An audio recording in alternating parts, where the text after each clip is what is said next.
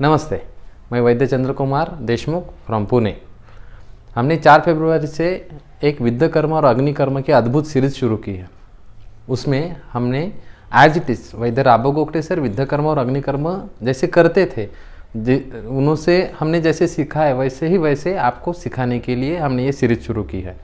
विद्याकर्म अग्निकर्म अभी इतना प्रचलित हो चुका है कि गांव-गांव में या शहरों में लोग आयुर्वेदिक वैद्य विद्याकर्म और अग्निकर्म का बोर्ड लगा रहे हैं।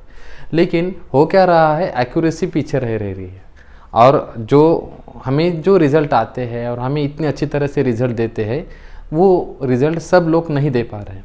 इसीलिए हमने विद्याकर्म और अग्निकर्म सीरीज शुरू की है। हमारे यहाँ पे कई सालों से लोग सीखने को आते हैं। हम वहाँ पे सीखने के लिए उनको रखते हैं, उनको पूरी तरह से योगाभ्यास करवाते हैं और आगे जाके वो अच्छी तरह से प्रैक्टिस करते हुए हमें दिखते हैं। अभी तक कम से कम एक 6 से 7 हज़ार वैद्य पूरी इंडिया में हमने विद्याकर्म और अग्निकर्म के सीखा है और वो अभी प्रैक्टिस भी कर रहे हैं। इसके लिए जो बातें आती है वो तो हम प्रत्यक्ष दिखा सकते हैं, लेकिन जो लोग आ नहीं पाते हैं या जिनका नंबर नहीं लगता है, तो उनके लिए हमने विद्याकर्म और अग्निकर्म की सीरीज शुरू की है। अभी तक काफ़ी अच्छे एपिसोड हुए हैं। पूरे जगत से हमें बहुत सारे रिप्लाई आए हैं कि ये जो सीरीज़ है हमें बहुत सारी लाभदायक आ रही है। अमेरिका से भी आए हैं, ब्राज़ील से भी आए हैं, रशिया से भी हमें फ़ोन आए हैं, मैसेजेस आए हैं कि ये जो आप कर रहे हो ये अभी हमें भी अच्छी तरह से मिल रहा है। MBBS के लोग भी इसे अच्छी तरह से सुन रहे हैं। तो मैं ये बताना चाहूँगा हर लेक्चर में कि जो हम लेक्चर लेते हैं तो काफ़ी पढ़ाई करके, काफ़ी अभ्यास करके और उसमें अनुभव का ज्ञान डाल के हम ये लेक्चर लेते हैं। आज का लेक्चर लेते समय भी हमें काफ़ी पढ़ाई करनी पड़ी, अभी तक के पेशेंट देखने पड़े, उनके सारे रिजल्ट देखने पड़े, उसके बाद में हमने एक प्रोफार्मा तैयार किया है। विद्याकर्म अग्निकर्म एज इट इज बताते समय शुरुआती समय इनिशियली हमने विद्याकर्म और अग्निकर्म इसकी डिस्कवरी कैसे हुई इसका एपिसोड लिया था। बहुत लोग कहते थे कि विद्याकर्म और अग्निकर्म आयुर्वेद का है कि नहीं, क्या इसको कुट्टन कहेंगे हम, क्या इसे हम एक्यूपंक्चर से जनित चिकित्सा कहेंगे। लेकिन उसकी सारी बातें हमने, सारी रेफरेंसेस हमने एपिसोड 1 में दी थी। उसके बाद में दूसरे एपिसोड में विद्याकर्म और अग्निकर्म करते समय जो हमेशा पीछे रहते हैं लोग, तुरंत करना चाहते हैं या जल्दबाजी करते हैं, वो जल्दबाजी होके पेशेंट को रिजल्ट नहीं आते हैं, ये जो चूक है वो ना हो, इसीलिए हमने योगाभ्यास करना कैसे करना चाहिए वो हमने बताया।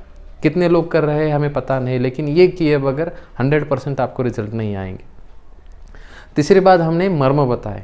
विद्याकर्म और अग्निकर्म चिकित्सा करते समय मर्म का महत्व बहुत ज़्यादा है। मर्म का बहुत महत्व इतना ज़्यादा है कि उसके बगैर हम ये चिकित्सा कर ही नहीं सकते। लेकिन मर्म को स्पर्श भी नहीं करना है, मर्म को दबाना नहीं है। विद्याकर्म अग्निकर्म करते समय मर्म को छोड़ के दिया है ग्रंथ में। उसके जो शास्त्रोक्त ग्रंथोक्त रेफरेंस आए हमने तीसरे हमारे सीरीज में बताए थे। और वहाँ पे सबसे इम्पोर्टेंट जो क्षिप्र मर्म था, हमें जो प्रैक्टिस में मिलता है, वो क्षिप्र मर्म कहाँ पे है वो बताया है। क्षिप्र पे विद्याकर्म करना नहीं है, क्षिप्र के ऊपर हम वेदन कर्म करते हैं। तो व्याधियों में कैसे कैसे वेदन कर्म करना है, कैसे कैसे रिजल्ट लाना है, वो प्रैक्टिकली हम आगे एपिसोड लेने वाले हैं। लेकिन मर्म की जगह पता होनी चाहिए, क्योंकि वो पता ही नहीं लोगों को। कल ही मैंने पूछा था, जैसे हमारे पास एक 6 महीनों से स्टूडेंट है, उनको मैंने विदुर मर्म कहाँ ये पूछा था, तो विदुर मर्म ऐसा हाथ से बताते हैं, लेकिन हमारे ग्रंथ में जो दिया है वो हमें पता होना चाहिए। इसीलिए हमें ये एक्यूरेसी बढ़ाने के लिए बहुत इम्पोर्टेंस है। दूसरी बात ये है कि उसके बाद में हमने क्षिप्र मर्म के बाद हृदय मर्म का उल्लेख किया था, क्योंकि क्षिप्र और हृदय का संबंध बहुत ज़्यादा है।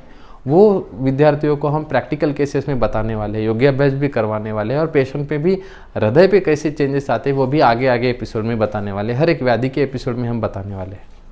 उसके बाद में हमने एपिसोड लिया था सोलियस मसल का।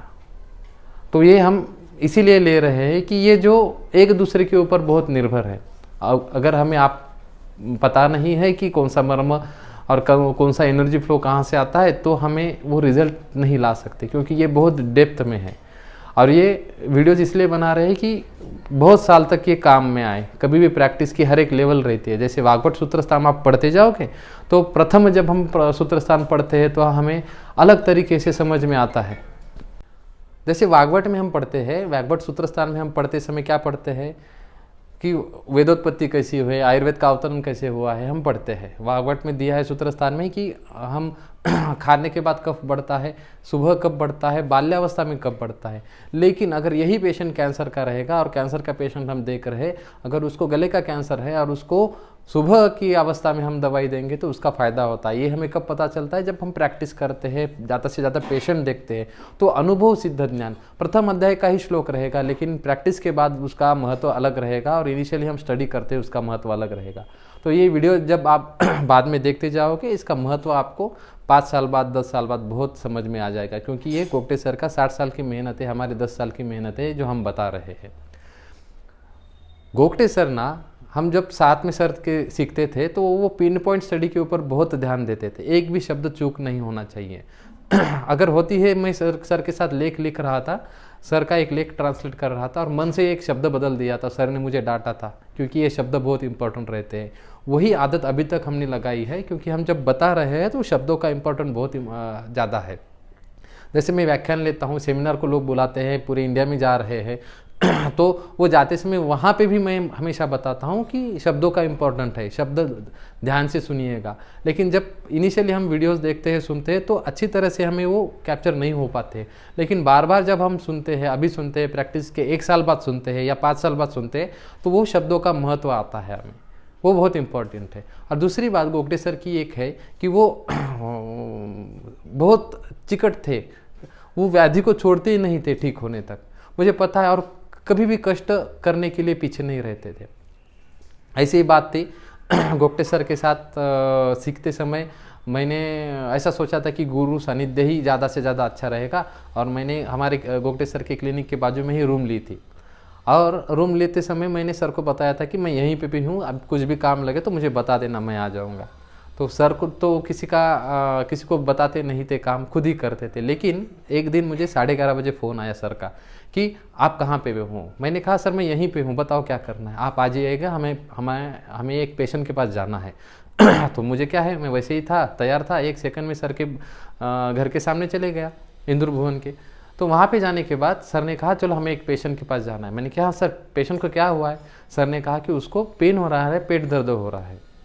मैंने उसको दवाई बता दी है, पेशेंट को अच्छा लग रहा है, रात का 11:30 का टाइम था, तो पेशेंट को अच्छा लग रहा है, फिर भी हम उसको देखने के लिए घर पे जाएंगे। सर ने कहा अभी मैं तो सुनना हो गया, भाई इतना बड़ा आदमी है, सीधा एक पेशेंट का फ़ोन आया है, वो बाद में रिक्शा वाला पेशेंट था, तो ऐसे पेशेंट को फ़ोन पे दवाई बताने के बाद उसको अच्छा लगने के बाद भी घर पे जाने के लिए सर कह रहे, तो ये जिद्द देखनी चाहिए, हमें देखनी चाहिए। तो मैंने एक्साइटेड होकर सर के साथ चले गया।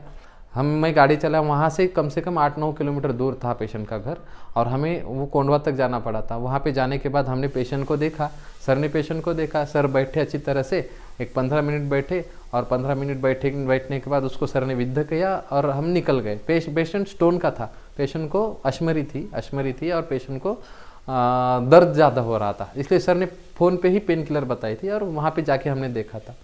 तो जब आ रहे थे ना, तो मेरे मन में क्वेश्चन आ गया। मैंने पूछा सर से, सर ये पेशेंट तो अश्मरी का है, आपने तो फ़ोन पे मैनेज कर लिया, तो हमें जाने की क्या ज़रूरत है। सर ने कहा पेशेंट अगर अश्मरी का है, हमें फ़ोन पे भी मैनेज कर लिया, तो हमें उसका फॉलोअप लेना बहुत ज़रूरी है, और जब तक हम वहाँ पे जाके हम देखते नहीं है तब तक हमारा डायग्नोसिस नहीं होता है। तो ये डायग्नोसिस मेरा फ़ोन पे जो था वो सही है, वो देखने के लिए मैं उसके घर पे गया हूँ, ऐसा सर ने कहा। तो ये बात मुझे बहुत अच्छी लगी, और हम भी तभी से सर का एक स्टेप फॉलो करने की कोशिश करते हैं। जो एक्यूरेसी है सर की डायग्नोसिस की, वो जब तक हम पूरी तरह से कर नहीं पाते तब तक विद्ध कर्म और अग्नि कर्म का उपयोग नहीं होता है। यही हमें सर ने सिखाया है, हम आपको भी वही सिखा रहे हैं। जब आप विद्ध कर्म और अग्नि कर्म करते समय डायग्नोसिस पे जब तक ध्यान नहीं देते हो, तब तक आपको ये रिजल्ट कैसे आते हैं, इसका साइंस क्या है, या ये रिजल्ट आते समय सच में मेरी क्रिया से ही रिजल्ट आया है का, ये समझ में नहीं आएगा। देखो मैं अभी हरिसंस की किताब पढ़ रहा था, 22nd एडिशन आया था, ऑनलाइन पढ़ रहा था। तो छोटी छोटी बातें जो है, जैसे कैथेड्राइजेशन करते समय वहाँ पे जो इन्फेक्शन होते हैं उसके अपडेट आते हैं। इतनी छोटी छोटी बातें पे मॉडर्न मेडिसिन ध्यान रखता है और उसके अपडेट आते हैं हमेशा, तो हम आयुर्वेद वाले क्यों नहीं करें।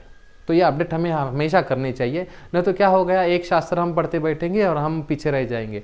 तो हम सब शास्त्रों का इस्तेमाल करके हमें आगे बढ़ना है, नहीं तो हमें छोटी छोटी जो व्याधियाँ है वो हम ओवरकम कर ही नहीं सकते हैं। तो वो ओवरकम करने के लिए हमें आउट ऑफ द बॉक्स हमेशा सोचना पड़ता है, क्योंकि हमें पेशेंट को रिजल्ट देने हैं।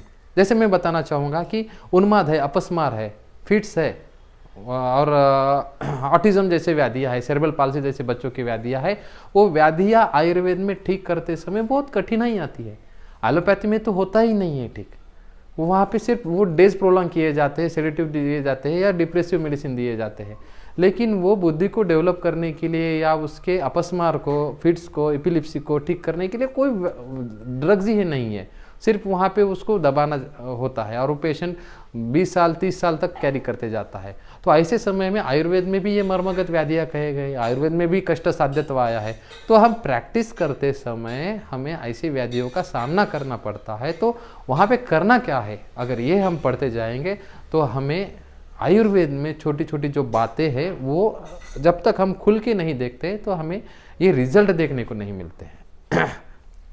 अभी ये इतना क्यों बता रहा हूँ, ये क्यों बता रहा हूँ, क्योंकि ये सबसे इम्पोर्टेंट लेक्चर है। जैसे मैंने क्षिप्र बताया, उसके बाद में हृदय बताया, उसके बाद में सोलियस मसल का, इंद्रबस्ती का बताया था, क्योंकि उसका संबंध आता है। अब सब जब विकारों में सद्य प्राणहार मर्म में सबसे इम्पोर्टेंट मर्म है शंख मर्म।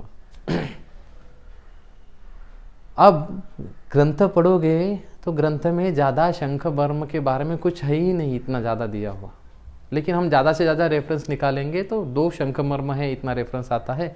सद्य प्राणहार मर्म में शंख मर्म का उल्लेख आया है कि वहाँ पे आघात होने के बाद सद्यो मर्म, इतना ही उल्लेख आता है। दूसरा उल्लेख आता है कि वहाँ पे वो अस्थि मर्म है, अस्थि मर्म के इसमें उल्लेख आता है।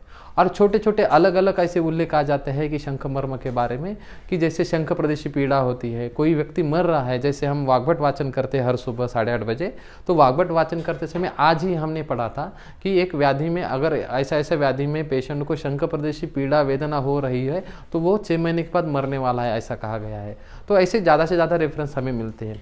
विष बाधा में भी अगर विष वेग में विष ज़्यादा बढ़ता है और इंद्रियों को नष्ट करता है या व्यक्ति को मारने लगता है तो शंख प्रदेशी वेदना, शंख प्रदेशी घट्टपना, शंख प्रदेशी तोद, निस्तोद, ऐसे कुछ लक्षण हमें पढ़ाई को मिलते हैं।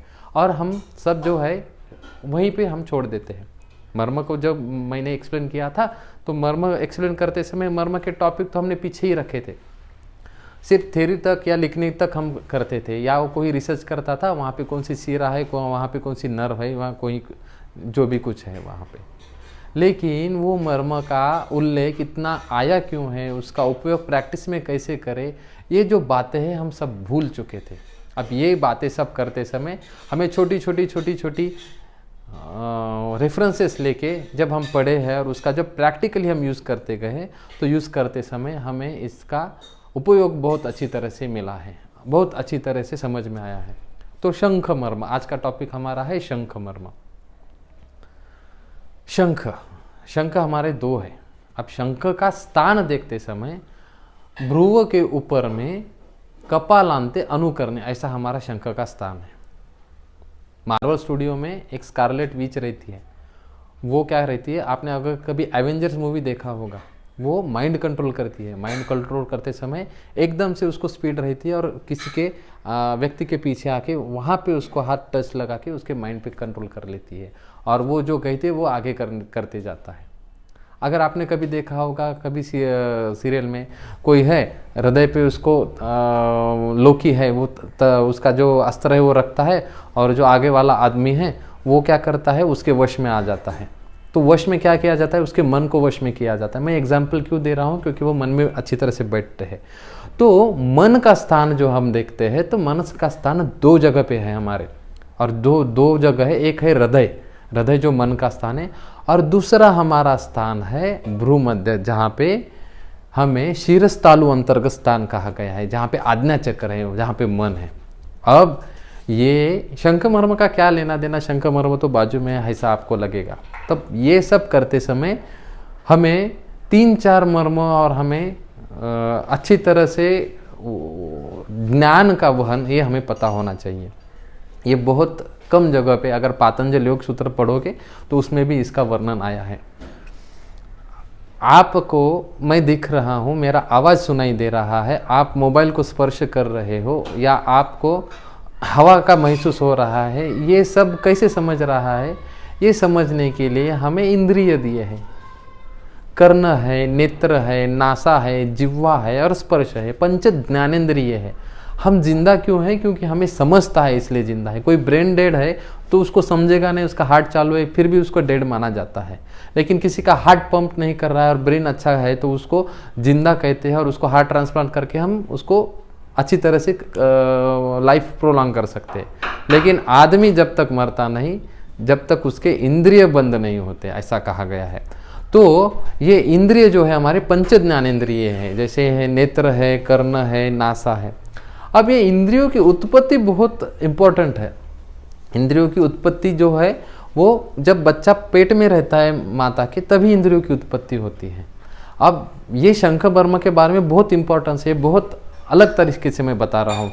कोई हमारे मत से सहमत हो या ना हो, क्योंकि ये हम प्रैक्टिस में देखते हैं और हम पेशेंट पे करते हैं और हम रिजल्ट पाते हैं, इसलिए मैं ये बता रहा हूँ।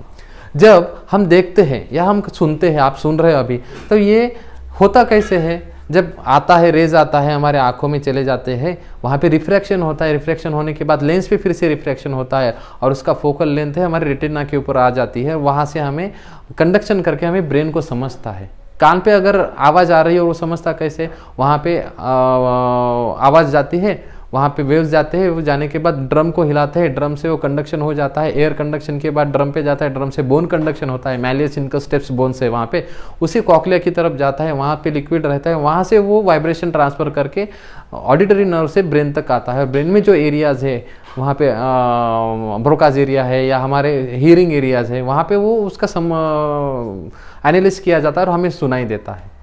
नासा के बारे में वही है। लेकिन आयुर्वेद में ज्ञानों का वहन कैसे करना, ये अगर हम देखेंगे तो आयुर्वेद में अलग तरीके से बताया है। जैसे पंच महाभूत है तो पंच महाभूतों का अर्थ भी है। जैसे पृथ्वी, आप, तेज, वायु, आकाश, जल है, ऐसा है। तो उसके जो अर्थ है, शब्द, स्पर्श, रूप, रस, गंध, ऐसे कहा गया है। शब्द कान के लिए, स्पर्श त्वचा के लिए, रूप नेत्र के लिए, रस जिह्वा के लिए और गंध नाका के लिए, नासा के लिए, ऐसे उसके अर्थ है। अर्थ मीन्स जैसे एटॉमिक पार्टिकल्स रहते हैं एकदम माइन्यूट छोटे से, वैसे ही हमारे जो पंच महाभूत के सर्व देह सर्व जगत जो है पांचभौतिक कहा गया है। और पांचभौतिक का सूक्ष्मत्व, एटॉमिक से भी सूक्ष्म जो कण है उसको क्या कहा गया है? अर्थ कहा गया है। पांचभौतिक के अर्थ, इंद्रिय अर्थ कहा गया है और वही हम ग्रहण करते हैं। जैसे शब्द जो है, शब्द का जो हम ग्रहण करते हैं तो कान में जाता है। इसको आयुर्वेद में स्रोतस संकल्पना आई है। स्रोतस जो संकल्पना है वो हमें समझनी चाहिए। हमें कान के ऊपर शब्द आता है, शब्द क्या करता है? कर्ण वही स्रोतस जो है वहाँ पे उसका ग्रहण होता है और वहाँ से वो कैरी किया जाता है। स्रोतस से वहाँ से कैरी किया जाता है, नेत्र से भी कैरी किया जाता है। शब्द, स्पर्श, रूप, रस, गंध, ये सीक्वेंस बहुत इंपॉर्टेंट है। शब्द प्रथम आता है, स्पर्श आता है, शब्द स्पर्श रूप आता है, रस गंध आता है बाद में। तो कान से शब्द आ रहे हैं, स्पर्श हाथ से आ रहा है, जिह्वा से भी हमें स्पर्श समझता है, स्पर्श रूप नेत्र से स्पर्श रूप समझता है। हमें कोई भी देखता है तो नेत्र ही हमें इंपॉर्टेंट है। रस, रस ज्ञान मीन्स टेस्ट का ज्ञान जो है हमारे टंग से आता है। गंध का ज्ञान हमें नाक से आता है। तो ऐसी उत्पत्ति होती है। लेकिन ये सब स्रोतस उसका ग्रहण करते हैं। नासा ने, नाक ने गंध ले लिया है, आंखों ने देख लिया है, कान ने सुन लिया है और जिह्वा ने स्पर्श किया है या हाथ ने स्पर्श किया है। ये ज्ञान जाता कहाँ है? ये हमें प्रश्न पड़ता है। ये ज्ञान जाता कहाँ है? तो ये सब जो स्रोतस है, स्रोतस ये शब्दों का अर्थ का ग्रहण करते हैं। और ख चतुष्टय संगमे, ये चारों ही स्रोतों का संगम जो है उसको श्रृंगाटक मर्म कहते हैं। वो आगे हम बताने वाले हैं। और श्रृंगाटक से शंख मर्म तक और शंख मर्म से हमारे आज्ञा चक्र तक इसका वहन होता है। और आज्ञा चक्र में हमें समझता है, मन रहता है और हमें समझता है। और उसका कुछ पार्ट है हृदय तक जाता है और हृदय से भी हमें इच्छाएं होती हैं। जैसे ये मन का दो प्रकार से वर्णन है। जैसे कि कोई मुझे अगर गुलाब जामुन पसंद है तो मैं उसको खाने की इच्छा है तो मुझे पसंद है, वो खाऊंगा नहीं खाऊंगा मेरे हाथ में। लेकिन पसंद ना पसंद है मेरे हाथ में नहीं रहता है, वो मेरे मन में रहता है, क्योंकि मेरा शरीर वैसे ही बना है। तो उसी हिसाब से ये इंद्रियों का वहन किया जाता है, ज्ञानेंद्रियों का वहन किया जाता है, और उसमें बीच में आने वाला है शंख मर्म। अब कोई भी जाते समय श्रृंगाटक से शंख, शंख से भ्रूमध्य तक, या हम कहेंगे आज्ञा चक्र तक वहन होते समय ये अलग अलग तरीके से ट्रांसफॉर्मेशन होते जाता है। सभी को लगता है कि ब्रेन है, ब्रेन में बुद्धि है, ब्रेन में बुद्धि है। हमें पता है ब्रेन में ब्रेन है, लेकिन बुद्धि हमारी हृदय से निगड़ित है। बुद्धि का स्थान हृदय है। अगर समझ में नहीं आता है तो हृदय का इंपॉर्टेंस ज़्यादा है। इसीलिए जब हमें उन्माद अपस्मार के जैसे पेशेंट मिलते हैं, ऑटिज्म, सेरेब्रल पाल्सी जैसे, उनको हृदय का संबंध भी हमें बहुत ज़्यादा इंपॉर्टेंट होता है वो देखने के लिए। क्योंकि उन्माद होते समय या अपस्मार में भी संप्राप्ति देते समय दोषा हृदय अवस्थित, ऐसा कहा है, हृदय में स्थित हो है जो दोष है उसका जो दृष्टि होती है, उसी वजह से ये ऐसे व्याधियाँ उत्पन्न होती हैं। लेकिन मैं इस शंख मर्म का इसमें क्यों अंतर्भाव कर रहा हूँ? क्योंकि शंख मर्म जो है हमारे शरीर में यही व्याधियों को ठीक करने के लिए, वेदन करने के लिए शंख मर्म का उल्लेख आया है, भ्रू मध्य का उल्लेख आया है, हनुसंधि मध्य कदाम का उल्लेख आया है। नेत्र की व्याधियों में 2 जगह पे शंख मर्म का उल्लेख है, कहाँ पे वेदन कर्म करना है। नासा के विकार में भेल संहिता में भी 1 जगह पे उल्लेख आया है। ये मैं हर एक व्याधि का बताते समय आगे आगे बताने वाला हूँ। लेकिन ये जो 2 बातें हैं, एक मॉडर्न साइंस है और आयुर्वेद है, ये दोनों को कहीं ना कहीं तो भी हमें समझने के लिए एकत्र लाना है। तो वो करते समय हमें दोनों क्या बात है वो समझनी चाहिए, और ये एक दूसरे के ऊपर कैसे अवलंबन है वो व्याधि समझाते समय मैं सब डिटेल में समझाने वाला हूँ। अब जैसे मैंने इंद्रिय के बारे में बताया है, तो इंद्रिय के बारे में आगे डिटेल में व्याधि करते समय उन्माद अपस्मार है, साइकोसोमेटिक डिसऑर्डर है, ब्रेन रिलेटेड डिसऑर्डर है, कोई अगर ब्रेन डेड है वो पेशेंट में हम कैसे काम करते हैं और उसको खड़ा कैसे करते हैं, इसके एग्जाम्पल के साथ, प्रूफ के साथ मैं आगे हर एक डिसीज में बताने वाला हूँ, वो अलग बातें हैं। लेकिन ये समझते पहले हमें शंख मर्म का ज्ञान ही होना चाहिए।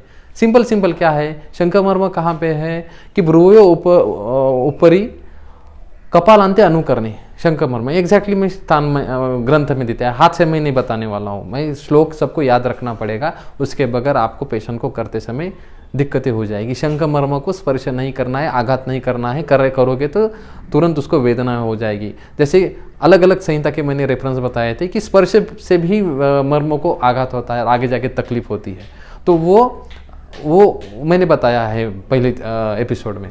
अब ये करते समय शंख मर्म का हम क्या कहेंगे, कार्यक्षेत्र देखते समय हमें क्रैनियल नर्व्स भी देखने हैं, हमें ब्रेन है, ब्रेन की कोई फिजियोलॉजी भी हमें पता होनी चाहिए। तो जैसे हम शंख मर्म के स्थान के समय देखते हैं तो वहाँ पे मेनिंजियल आर्टरी भी आती है, मेनिंजिस भी आती है। तो आपको पता है डैप कहते हैं कि वहाँ पे जो मेनिंजिस है, अरकनेड है, पाया मैटर है और ऊपर का है, वो सब हमें एनाटॉमी के इसमें जाना नहीं है, वो बहुत आपको मिल जाएगी।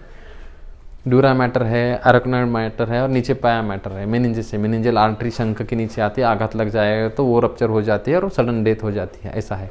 लेकिन शंख मर्म का विस्तार करते समय हमें क्रैनियल नर्व्स भी पता होनी चाहिए। क्रैनियल नर्व्स कितने हैं वो हमें पता होनी चाहिए। On occasion of tea time attracting faces are girls visitors saying hello, ऐसा हमने बताया है। तो ये बताते समय मैं बताऊंगा कि क्रैनियल नर्व्स कैसे होते हैं। इंपॉर्टेंस हमें इसका नॉलेज होना जरूरी है, कौन सी क्रैनियल नर्व्स कहाँ पे उसका सप्लाई रहता है, वो काम क्या करती है, उसका फंक्शन क्या है, वो हमें बहुत पता होना चाहिए। तो ये इसके लिए सबसे सिंपल है, एक ड्राइंग में निकालता हूँ। सबसे सिंपल है, यहाँ पे मैं आपको स्क्रीन पे दिखाऊंगा क्या क्या रहेगा। तो बताता हूँ, क्रैनियल नर्व जो है 12 क्रैनियल नर्व्स है। एक निकाल लिया हमने, 2 आंखें निकालेंगे, वहाँ पे 2, 4, 6 लगा देंगे। तो कहाँ गया 3, कहाँ गया, उसका आईब्रोज बना देंगे। आईब्रोज बनाने के बाद वहाँ पे हम 5 निकालेंगे।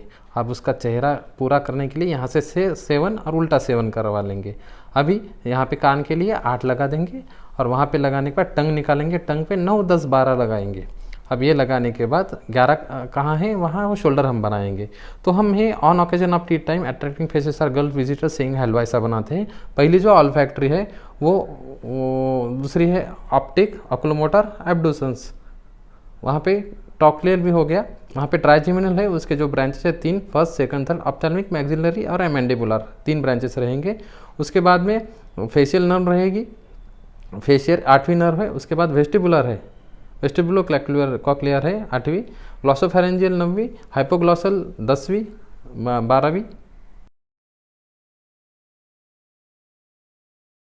अब बताना चाहूँगा मैं, ये जो ऑल्फैक्टरी नर्व है, ऑल्फैक्टरी नर्व जो है वो हमें स्मेल के लिए काम में आती है। तो ध्यान में रखना, शंख का कर्म करते समय नासा का विद्ध कर्म हम काम करते हैं।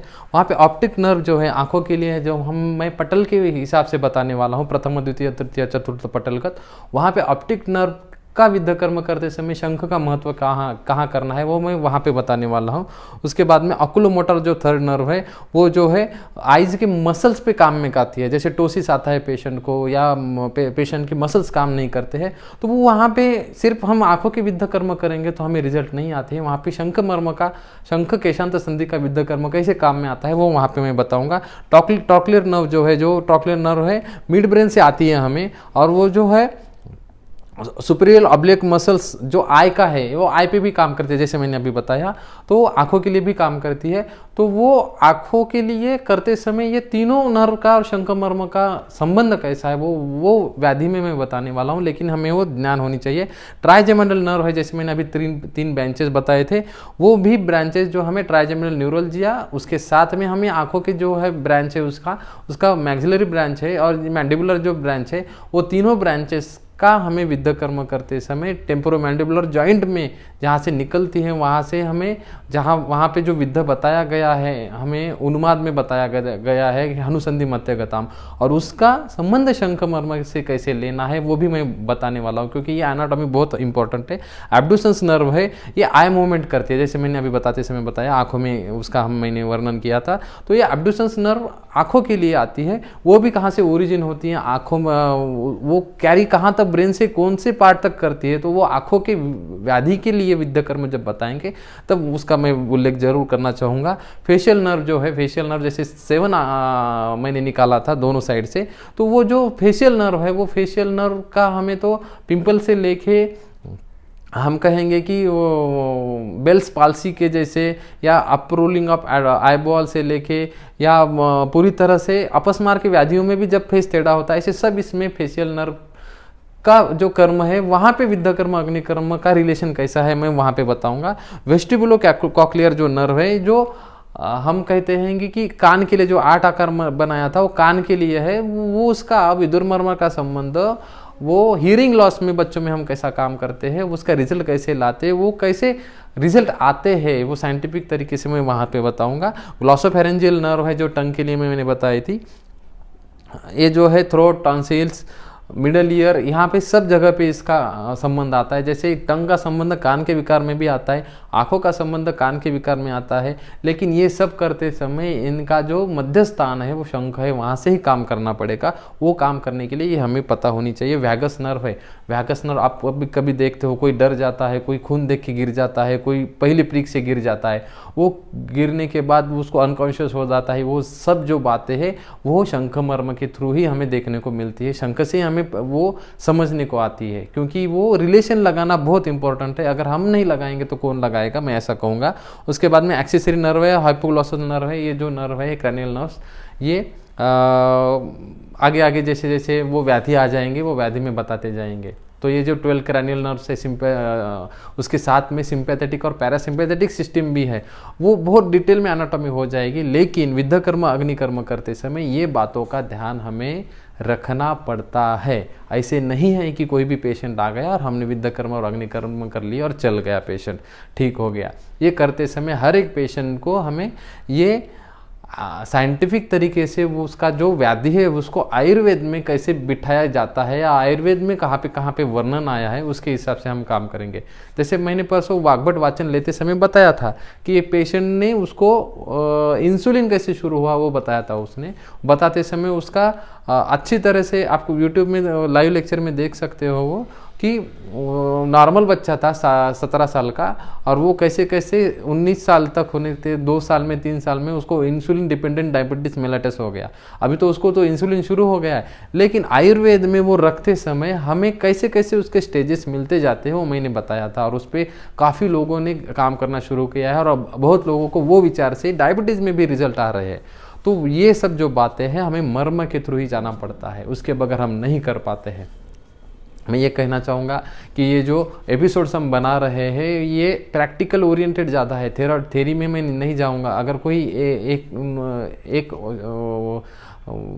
नर्व का अगर ऊपर नीचे हो गया तो चलता है, लेकिन मैं जो प्रैक्टिकल बताने वाला हूँ यहाँ पे जो सेंस बता रहा हूँ वही बहुत ज़्यादा इम्पोर्टेंट है, क्योंकि ये जो चिकित्सा करते हैं ये चिकित्सा छद्मचर के लिए नहीं है, प्रैक्टिकल है, प्राणाभिसर वैद्य के लिए। ऐसा कहा गया है प्राणाभिसर वैद्य को, जो कि इस पूरी तरह से सबका नॉलेज रखता है और प्राण बचाने के लिए सक्षम रहता है, शास्त्र में पारंगत रहता है। तो हमें पता होना चाहिए कि मॉडर्न में क्या दिया है, आयुर्वेद में उसका संबंध कैसे लगा है, हाइपोथेसिस के हिसाब से कैसे लगा है, प्रैक्टिकली क्या देखने को मिलता है, ये हम बता रहे हैं। कोई इससे सहमत हो या ना हो तो हमें ज़रूर बताइएगा। मैं हमेशा कहता हूँ कमेंट बॉक्स में आप कमेंट डालोगे तो हर एक कमेंट का हम आंसर देने के लिए बाध्य है, और हम कोशिश करते हैं कि आंसर दिया जाए। तो आगे भी एपिसोड आते जाएंगे। अगले एपिसोड में मैं और एक 2 मर्म लेके मैं मर्म का टॉपिक यहाँ पे ख़त्म करने वाला हूँ। उसके बाद में बहुत अच्छी तरह से टॉपिक्स आगे आने वाले हैं।